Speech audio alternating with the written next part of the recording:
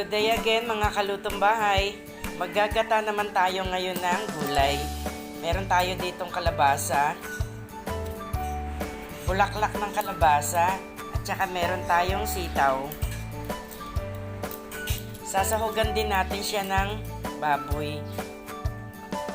Gagataan natin siya.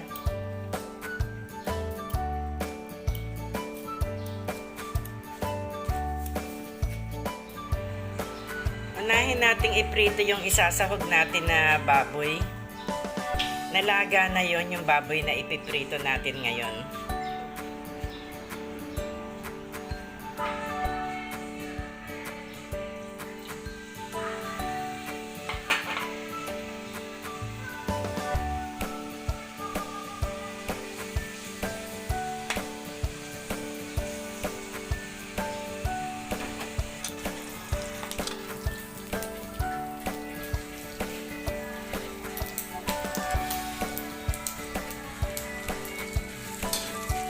Diretso na rin natin siyang igigisa.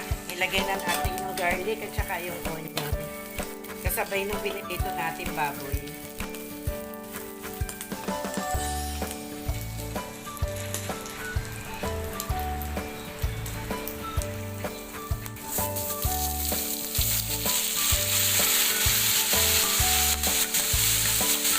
Pinagsabay na natin yung sitaw at saka yung kalabasa sa paggisa natin. Huli natin ilalagay yung bulaklak ng kalabasa.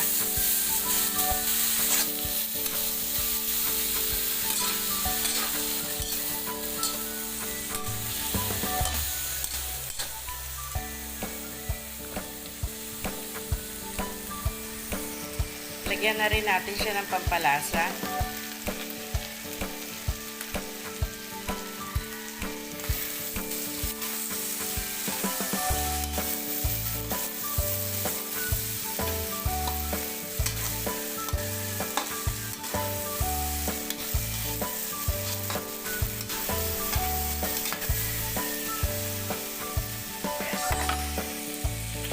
Lagyan din natin siya ng salt.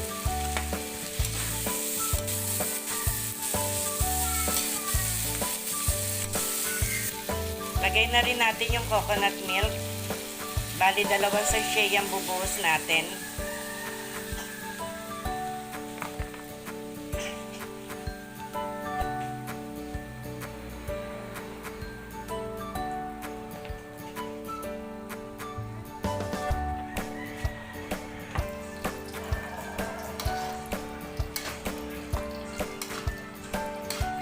Pwede na rin natin lagay itong bulaklak ng kalabasa.